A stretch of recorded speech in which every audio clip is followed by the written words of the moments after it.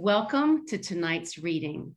My name is Rachel Watkins, and I am Avid Bookshop's Events and Operations Director here in Athens, Georgia. We're so happy to virtually host Jennifer Lapidus and Rinne Allen in celebration of the beautiful Southern ground tonight. Avid Bookshop wants to extend our greatest thanks to all of you who continuously show up and support small, locally owned businesses and authors who have had 2020 and 2021 publication dates during a global pandemic. It's thrilling to continue to share beautiful books with everyone in our Athens community and across the country. I'm going to start out with a few biographical notes for Jennifer and Rinne before I hand it over to them. We are going to have time for questions and answers, so start thinking about those now. Jennifer Lapidus is the founder and principal of Carolina Ground Flour Mill in Asheville, North Carolina. She launched Natural Bridge Bakery in 1994, where she milled her flours in-house and baked her naturally leavened breads in a wood-fired brick oven. Her bakery was the first of its kind in Western North Carolina and was featured in Peter Reinhardt's whole grain breads. Jennifer has appeared on the Splendid Table podcast and in the New York Times, Wall Street Journal, Bon Appetit, Food and Wine, Savoir, Taste of the South, and numerous other local publications. Jennifer sits on the board of Carolina Farm Stewardship Association, and she's co-organizer of the Asheville Bread Festival. I'm also happy to introduce Rinne Allen, who is a photographer based in her hometown of Athens, Georgia. Her work most often finds her out in the field with farmers, chefs, growers, designers, and other creatives whose work is rooted in the natural world. Her work has appeared in the New York Times, Bitter Southerner, and in many print magazines. Southern Ground is the 15th book she has photographed, and its focus on the interrelationships among the grains, the farmers, the plant breeders, the millers, and the bakers made it one of her favorite projects thus far. And on that note, I'll hand the night over to Jennifer and Rinne. We'll have a Q&A session at the end of the event, of course, and we encourage you to post questions in the chat as they come up. You go first, Jen. Oh. Should we start with me doing a little reading, or do we want to just chat? Yeah, well, what we can do is, first of all, Rachel and everyone out there, thanks for spending a little time with us. I mean, this format is a little unusual, and we hope, though, that it brings you a little closer to how we made this book and the process of making the book. And I've got the book here, and we may reference it throughout our talk. And but I think we could. Well, Jen, before we do the reading, maybe let's talk about a little bit of background and kind of how we got connected, and then I think it'd be neat. We could dive into things from there. Yeah, I mean, I love the fact that you have, that you have the Athens. I mean, yeah, it was so fortuitous. My editor at 10 Speed, Dervla Kelly, recommended you as a potential photographer, and then it just became like, oh, reading your bio, well, she's based in Athens, and you have a connection to Swanee and these places that I have. Well, I went to University of Georgia and lived in Athens and lived in Swanee, and so that was incredibly exciting to me. And can you all hear me? Everybody seems to be frozen. How do I know? Okay. From Avid Books. I can hear you. Okay, great. We can hear me. That's good to know.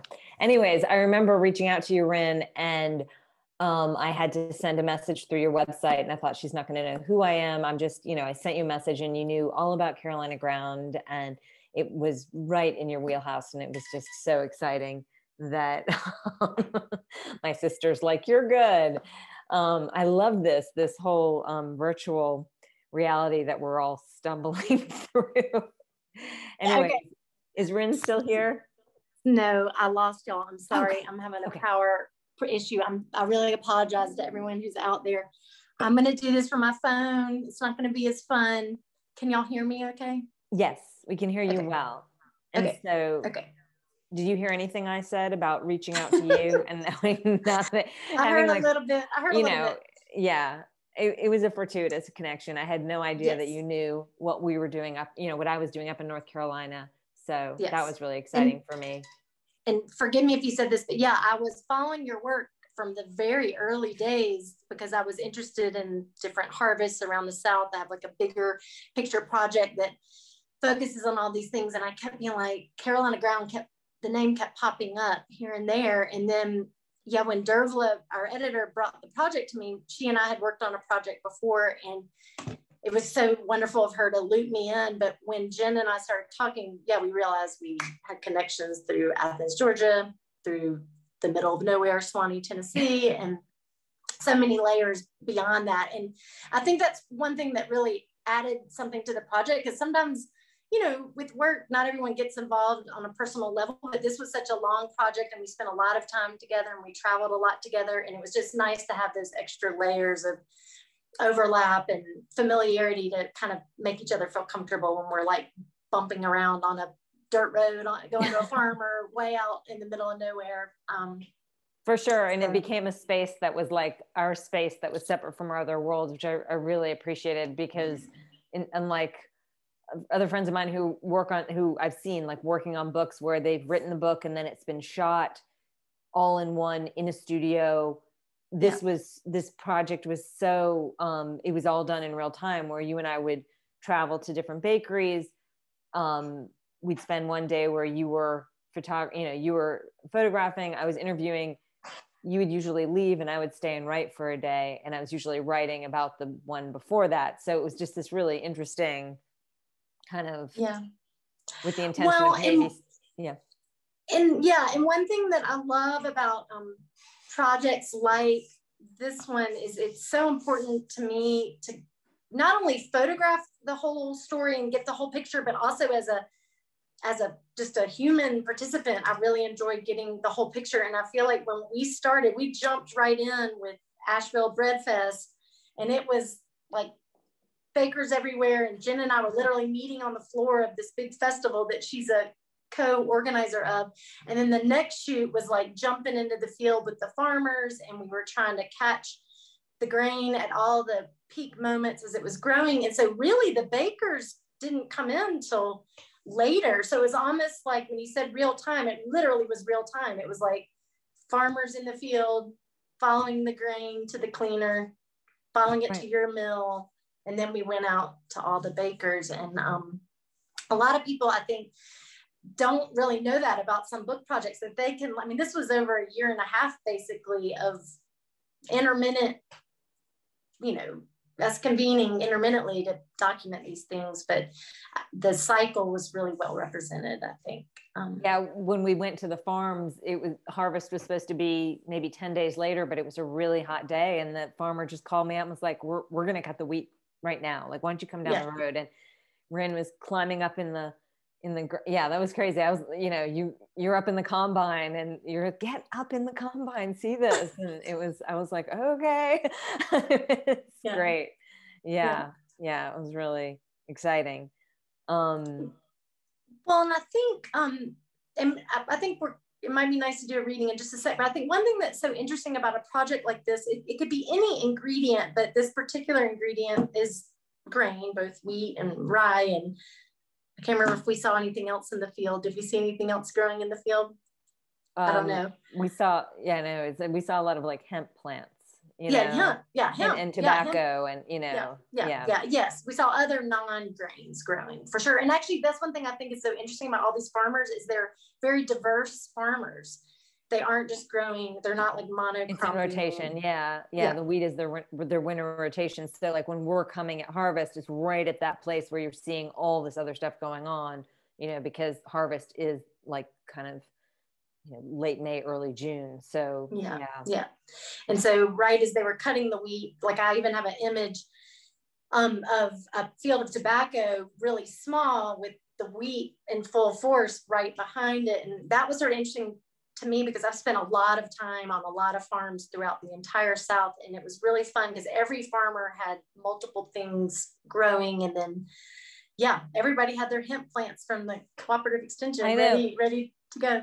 Yeah, which is a really interesting aspect of the story that's not really told here, but just that fact that, you know, you could see in the field this sort of shift from the farmers relying, I mean, these are all organic growers. And so they were a really good lot of growers for me to work with because they're already vetted, the ones that are growing the organic tobacco. A lot of my growers grow organic tobacco, and in rotation, they grow the wheat. And so they'd be EU certified organic, not just USDA. So they had to kind of hit higher, just higher level of, you know, there was a more stringent approach in terms of what organic meant. But these big markets for them were not always something they could trust. And so you could see hemp coming in as another potential market. Sorry, I'm trying to come back to the computer. Whereas what Carolina Ground is bringing to the story is a Sorry. Are we good? Should I keep talking? Yeah, hold on one second. Okay. I'm gonna ditch the phone again. Sorry. Can you hear me, Jen? I can. Okay. Yeah, Carolina Ground, a regional mill, is a completely different, I mean, it's a different size. It's a different, I mean, it's bringing back the community mill. It's not some national or international multi-million-dollar market that they're interfacing with, that they're nobody, you know? So, so it was just kind of interesting to see that overlap where we're there to talk wheat, but you can see the tobacco, but then there's also this hemp thing, and the farmers are like, you know, and for me from the very beginning, there was this like, are we going to trust you? It's another market that might, you know, there's an interesting layer of culture that we're trying to kind of sort through with this project over the last decade. And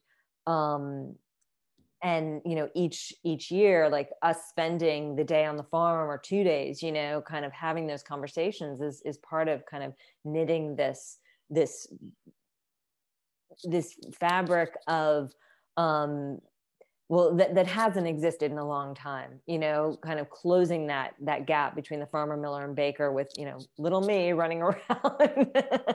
Well, and you with the camera. Yeah, but let me interject. You know, one thing I learned being out in the field with you, and as you talked to the farmers, was how you really kind of had to talk them into going along with your ideas. And I mean, you had people that were working with you to kind of promote growing these wheats, but am I right? Like some of these farmers thought maybe you were kind of crazy at first to want to grow. Yeah, I mean, you know, the USDA, ARS, like we had Dr. Marshall who's doing these wheat trials, and we have NC State and, you know, other entities, cooperative extension, that are like, here's a potential market, but really it's like, hey, would you grow this crop that is twice as expensive and yields half the yield, and might be a little more difficult to, you know, it's got to be food grade, not farm grade. So we're kind of changing the conversation, but we're also saying we're going to interact differently. You know, let's share some cost here and let's share some risk there. And, you know, it's I mean, for some growers, it was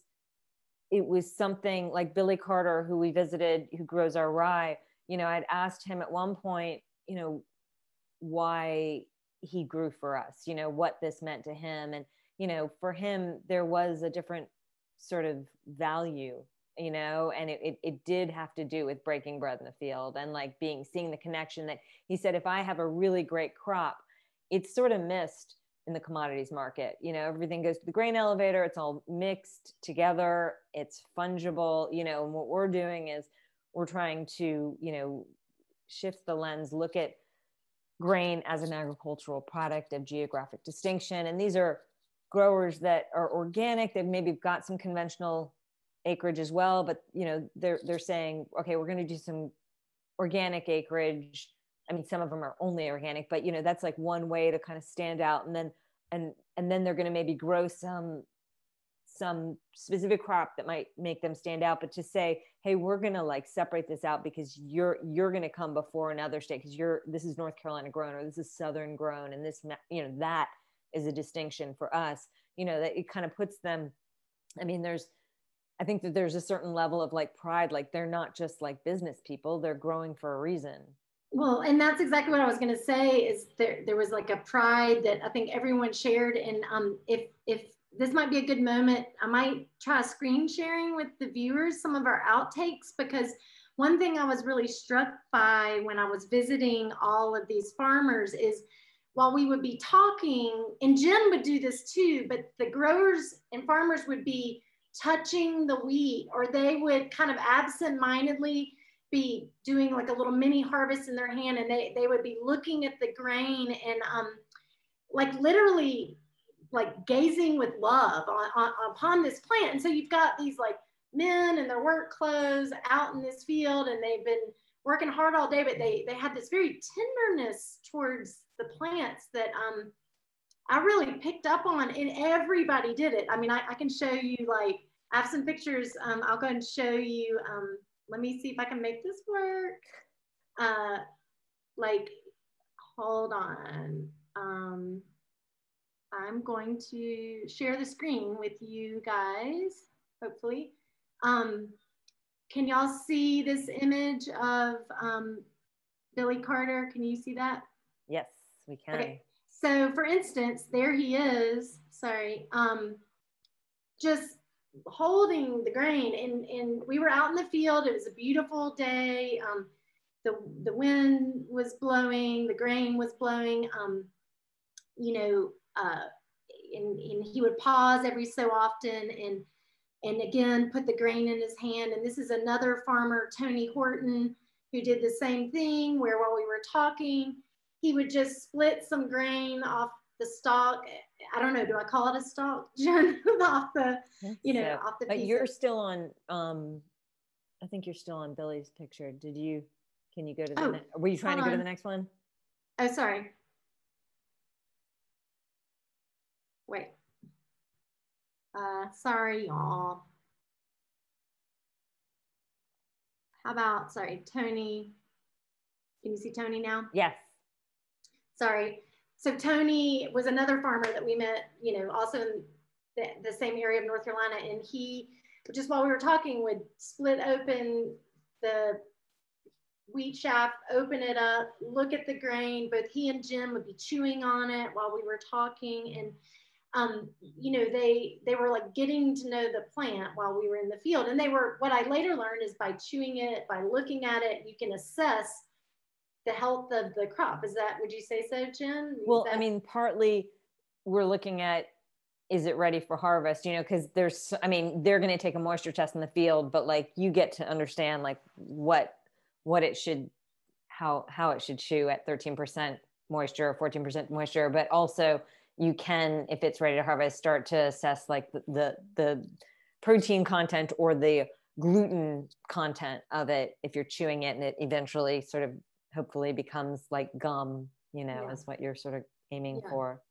But and then I had already said, you know, one of my favorite visits was with the plant breeder, Dr. Marshall, who I'll share now just because he had such a love of the plants. I mean, they all do, but one reason I wanted to share this picture is you can see, can you all see my mouse moving over the grid of wheats?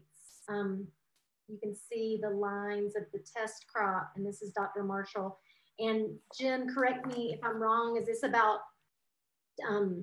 like 20 years of wheats that he's been breeding? Since 2002, so yeah, you're close to it. Yeah.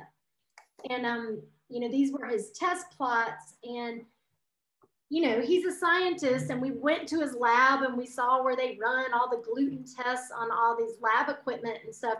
But when we were in the field with him, he would just stop and like look at the plant. And at the end of the day, he said he chooses the plant that should move on past the test for breeding by an intuitive sense, you know, by how it looks from all his experience of these years of looking at the plants. And you know, it made me realize like you can't really pass on that intuitive judgment about these plants. You can look at them in a lab, you can run all these tests, but like Dr. Marshall could just look at a plant or a strain of these wheats and know, oh, that's the one that should make it to the next phase of breeding. And it was a very kind of artful way, I feel like, of looking at a very scientific job, you know. Yeah, he said, I think we both noticed we're walking through the field and he was just putting his hand on the wheats as we were walking. And when he was telling us about how he chose stuff, he said, if it ever becomes mechanized, that piece, that he quit his job that day, you know, which is interesting because I'll say, you know, part of the story for me with the mill and going from baking to the mill end and understanding these institutions like the land grant universities and public wheat breeding and the cooperative extension, which we engaged with a lot, you know, was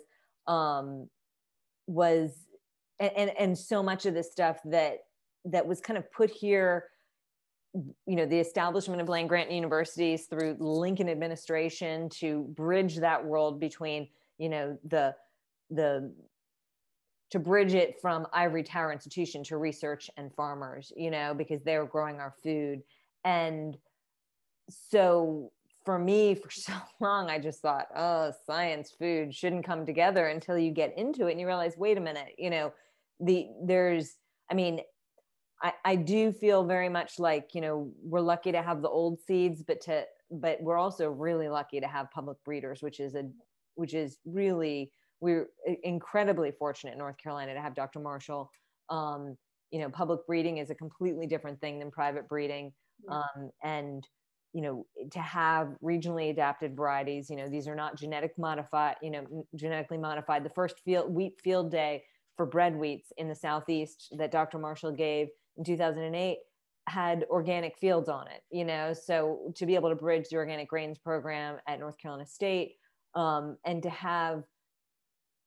have been recognized as a voice amongst these people to say, you know, hey, we need a baker, we need a baker to create a market for this was pretty exciting, you know? So that was sort of like, yeah, I tell part of that story in the book, but we didn't talk a lot. I didn't talk a lot about the farmer in the book, just, you know, because there was a big focus on the bakers, which have really been the driving force for this mill.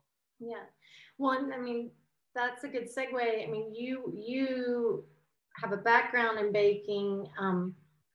You saw this potential moment in 2008 where your wheat prices were fluctuating based on prices beyond or forces beyond your control. And that's when you kind of jumped in and you became this conduit for bakers like yourself, your past life self. And then so you really helped get all the grain to all your baking friends. And then a mill like literally landed in your lap almost that threw you into being a miller. And so, I mean, to me, you're just the thread that brought it all together, you know, without you seeing that opening and jumping in and trying to help, again, with many other people helping, but without you kind of being the conduit, it might not have happened as somebody as crazy as myself, for sure. It took a crazy person to do this, to make it happen. I'm sorry, my dog is making a lot of noise back there. He's super cute, but he doesn't usually make a lot of noise. I mean, Jen, I totally got us off the tangent of reading. Do you want to read a minute and let people digest? Sure. You could talk. Yeah, I was thinking about reading just stop. Can you hear Bobo back there? Okay, good. I'm just going to read a little bit from the very beginning, and then I wanted to hop over to one of the interviews with a baker too, because I think this sort of gives before and that gives kind of what happens. So, and in between like this beginning and then a little further on, really, I'm not going to go into it, but it does really dive into a little bit into my time in Athens. So any of you Athens people, which I have lovely people out there, Skipper Skytmoss and Lori Fowler and whoever else may have joined that are back in my past from 30 years ago. That's insane. Okay, I'm gonna read. Where are we with time? We're good. The story. If the fire went out, my eyes would open at exactly 2 a.m. From my bedroom within my little shotgun house adjacent to the bakery, even from a deep sleep, my body always knew 2 a.m.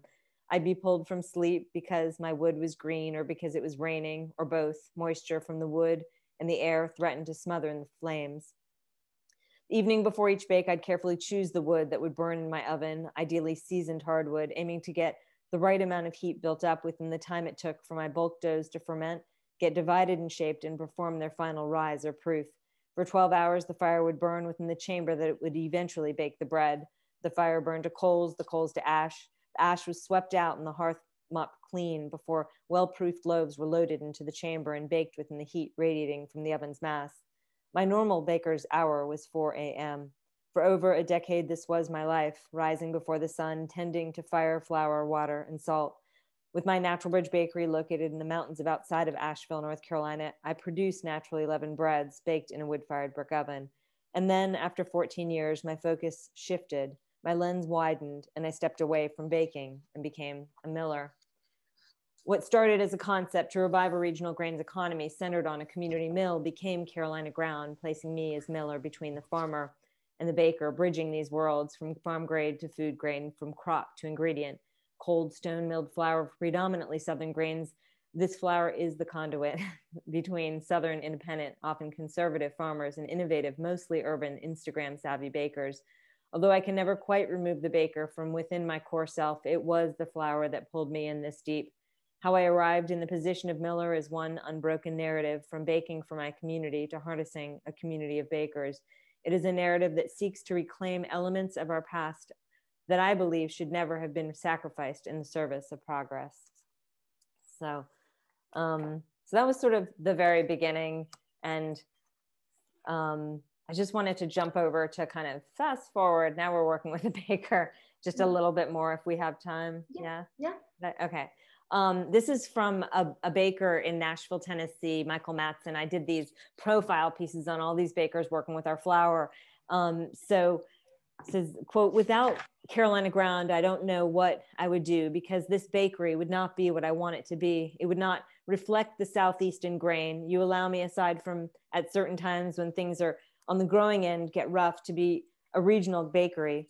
I get to work through all the obstacles and experiments that come along with using flour from the region, while also getting incredible flavor and the ability to contribute to the regional economy. I get to be part of the farmer miller baker chain in a way that many bakers around the country working with larger mills do not."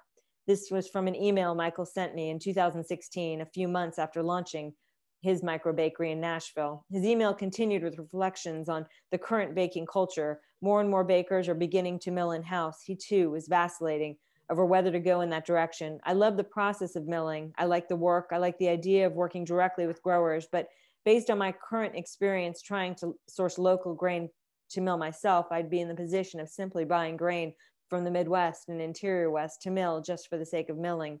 He asked how I feel about the bakers who have chosen to mill in-house. Are you thankful that more bakers are beginning to care about that aspect of the process, or are these folks you see as potential customers that would help Carolina Ground continue to grow and thrive?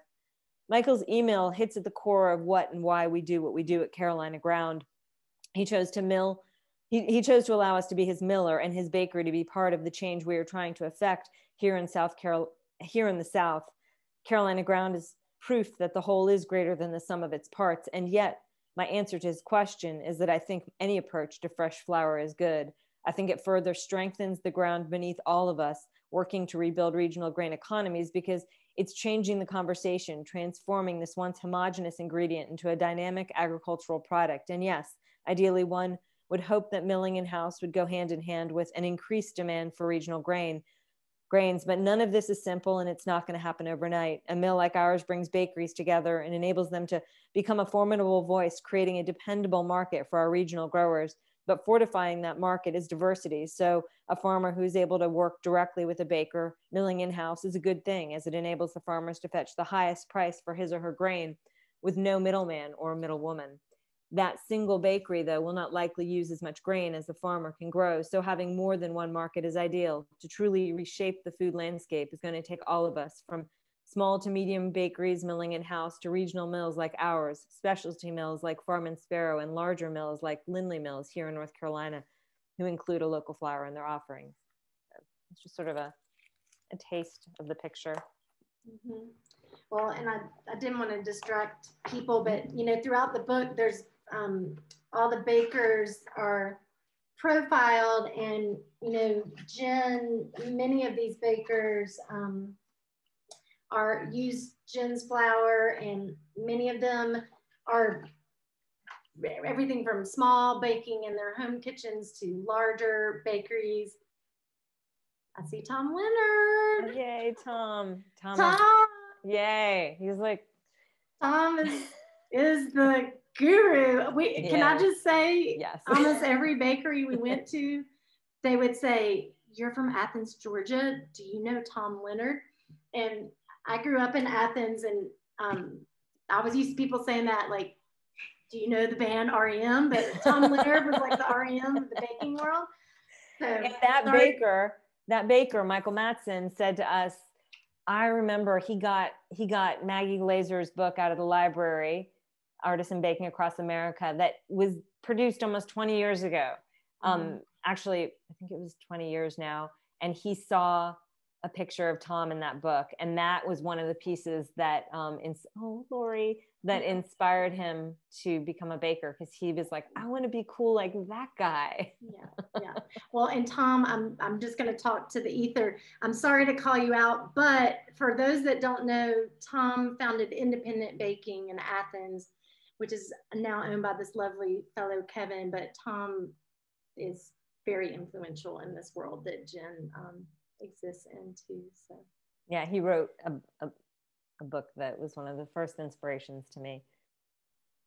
Now, okay, what is it about bakers, Jen? Because we would go to bakeries, and everybody, there's a common thread though amongst you bakers. Like, you know, y'all get up in the middle of the night and you're either tending your fire or tending your oven. But I do feel like there was this conversation that happened almost everywhere about bakers are a little more of a introspective disposition. You know, y'all spend a lot of time alone or quiet, or even if you're in a big busy bakery, there's moments. But I feel like there was a sort of a type of person that was drawn to bake, or this type of baking, this type of stone ground freshly milled grain, you know. Yeah, some wood fire, not all wood fire, but right. And that was sort of part of why I wanted to do profiles, because at least with Carolina ground in the beginning, in the early stages, where like, who's going to use North Carolina bread flour? Like, that sounds crazy. And but the people that signed on were kind of part of that sort of, I mean, when I was baking, I was definitely a fringe baker at the time, because I was doing milling in-house and doing naturally leavened breads in the 90s, which was kind of, I mean, Tom was doing this, but very few of us out there. And but when you started to see this interest in, you know, kind of I mean, it's challenging enough to be a baker. You get up at 4 in the morning or 3 in the morning. You're working with an agricultural product, whether it's an industrially produced commodity flour or stone ground regional flour. You're still going to see some, you know, it changes year to year. It doesn't matter how many like charts and flow tests and everything that they're going to do at a mill to figure out, you know, a flour can be different from year to year. So, you know, there are those challenges. So to step out of your comfort zone and say, you know, we're going to connect with the farmer, or we're going to be driven by flavor and tooth, and, you know, really embrace what it means to be a baker in the Carolinas or in the South or whatever. I mean, it was like this baker said, he embraced that, like pushing him out of his comfort zone. And I mean, when I was a baker, I used to love how it felt to be that tired, to be that. I mean, it was until one day I kind of was ready to not feel that way. But there was this certain, like, when we first came together for the Asheville Bread Festival the first year, And those of us, none of us knew each other. And we started talking and we realized, oh my gosh, we're all here and we're all bakers. And there is this like, and it's an incredibly collaborative community. It doesn't feel, I went to speak to, no offense to any brewers, but I went to speak to the brewing community early on in this project because I initially thought we need a number of bakers to be a market for a grower. We need, a truckload of grain. It's going to be like 40,000 pounds. We need to get a bunch of bakers together to do this. And then I was like, well, wait, what other grain users are there? And there's so many brewers. And I was like, well, where's malt coming from? And realized, all of this stuff was also in the same sort of world of like, everybody's importing, it's all being grown in a certain place. And, there's a certain efficiency to doing everything centralized and vertically integrated, but it's, I think we lost a lot when we lost the community mill and we lost the maltster and the brewer and the distiller and all of these things that used to make up a community. And so, I finally got the brewing community in they had some sort of organization. They let me and Molly Hamilton, who was our cooperative extension agent, come talk to them about, hey, if there was local malt, would you buy it? If the growers started growing this and there was malting here, and there's just, it was so different than talking to a group of bakers. It was like, it was just a completely different feeling. Bakers tend to really, there's just a collaborative nature there and a sharing and a support. And not to say that the brewers probably don't have that, but back then it definitely felt very different. And, we had the benefit of not everybody was sort of like the bakers weren't necessarily certified organic, but they wanted their grain to be organic, which really helped us because it's a value chain that needs to be rebuilt. And so we do work with certified organic growers, but like we don't have that certification at this point because our grain cleaner who treats our stuff as certified, we're his only market. So, there's like pieces of the puzzle that we're all still trying to make work, Yeah. So having that sort of intimacy amongst them. And then, as we got started, Instagram also, maybe Instagram was maybe a year old. It was just coming up when we were starting the mill, and Instagram has been such a wonderful tool for connecting the bakers community. We've got several questions. We may not get to everything, but I wanted to jump off. There's a quick question. Will the Asheville Bread Festival be held this year? They can't find it online. Sorry. Okay. So we are planning right now on 2022. I had a book come out this year.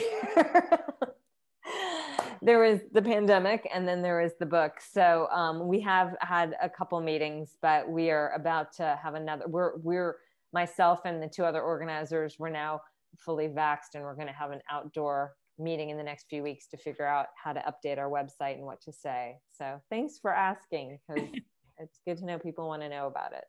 So another question is, how successful are the North Carolina breeders in creating hard wheat varieties suited for the Southeastern climate? Yeah. So, Dr. Marshall is a wheat breeder of hard wheats, so we have Appalachian white, which is a hard, it's a white wheat, hard wheat. Everything is a winter wheat, and we have New East, and those two things do pretty well. The Appalachian white, as long as you can get a crop without it sprouting. The white wheats tend to have more of a tendency towards sprouting if it's wet around harvest than the red wheats. So we have, but as long as you get through that hoop, it's an incredibly, we've just had some really lovely crops of the white wheat. The New East has been really great, really strong. There's a variety called Catawba, which I feel like is still trying to figure itself out. It does kind of lean in the direction of a soft wheat. But Dr. Marshall is, what happens every year, we've been doing this thing where he'll send me varieties to mill, and I'll mill them whole grain and sift it as a high extraction. And then we've come together. Rinne was there when we came together at La Farm Bakery with Harry P. Moeller and Lionel Vetinet, both in the book. And we did a tasting of these different. So Dr. Marshall has his certain, this is how he's rating things, but it's not, you know, everything that he does is quantifiable, but taste is not until we're in the room. And so he was, you know, that's been kind of part of the story. And that day, everyone, when we did that test, I mean, Dr. Marshall showed up with his clipboard and he had all his data, and then the 3 or 4 professional bakers were there. They baked, they tasted, and they picked the strain that Dr. Marshall thought was like tested best. Am I remembering that right, Yeah, Jen? for sure. I know. Yeah, and I had which this is very interesting, and everyone was surprised. Yeah, I know, because I'll say the Catawba had won out one year, and it is incredibly flavorful, but we're still, it's jury's still out on that for a bread wheat, but it's a lovely, flavorful grain. I was amazed that I was being affected by the Miller end, which was, okay, so he had a variety that was what was it? It was a white wheat, but they had bred enough red into it so that it wasn't going to sprout in the field. And I'm like, oh, I like that one, because I knew it would be good for the farmer, and I couldn't even taste it. I was like, that one's great. You know, I was like, I couldn't, it was like when you're the miller, I was the baker before, and then I became this miller. So I really care about the farmer, and I care about the bakers too, but it's like, it's really funny being in that position in between. Jennifer, did you mostly interview and connect with farmers and bakers you already knew, or did this project prompt you to make new connections? Any interesting connections you could share? I mean, it enabled me to get to know the bakers better. You know, the bakers for the most part are buying our flour. You know, I mean, pretty much everybody in the book is using our flour except for Dave Bauer, who's got Farm and Sparrow, and he's a dear friend, and he started he has his own micro mill. He actually started his bakery out of my bakery. So we needed to tell that story too. But, and he's, an intrinsic part, but I mean, in a way it wasn't new connections as it was deeper connections. And it was such a good thing for all of us to kind of, you know, for me to really, I mean, for each baker, I asked them the same question of, you know, what do you love most about baking? And remember Harry P. Moeller, who's a Austrian or German, he's a professor at, he teaches baking at Johnson & Wales. And he asked me right back, you know, what is your favorite? You know, I was like, oh gosh, you know, not expecting that, but it was such a great opportunity to, I mean, even though Breadfest does bring us together and we have friendships, this was like, you know, sitting down and asking, you know, tell me your story. So. One time for maybe one more question, unless something else pops in the chat. Any connections with crop improvement associations that work with land grant plant breeding programs? Well, I mean, that's university. I mean, North Carolina State University is, and our, you know, when we were at the North Carolina Foundation Seed, that's crop improvement, and they're actually cleaning grain for us. So they are quasi-governmental, but the farmers have talked them into gleaning grain for us, because there used to be a bunch of grain cleaners, and then GMO seed sort of did away with that. So there's only 2 in the state, one, which is Griffin seed, which we have wonderful uptakes of. And the other is Foundation Seed, which is doing it as a side thing. But all of these entities working in concert is really what enabled this project to get off the ground.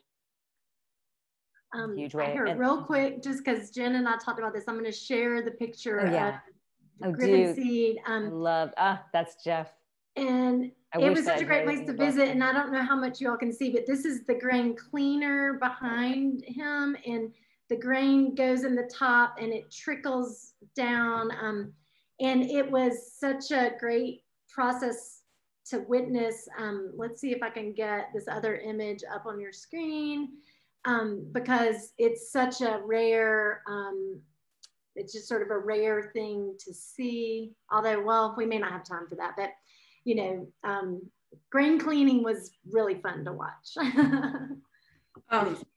It's almost Mother's Day, Father's Day, and graduation. So I just want to encourage everybody to please order a copy of Southern Ground. We'd love it if you'd support the only Athens, Georgia independent bookseller. here in town now, Avid Bookshop. Rinne has been a long time dear friend, and we're happy to support our new friend, Jennifer.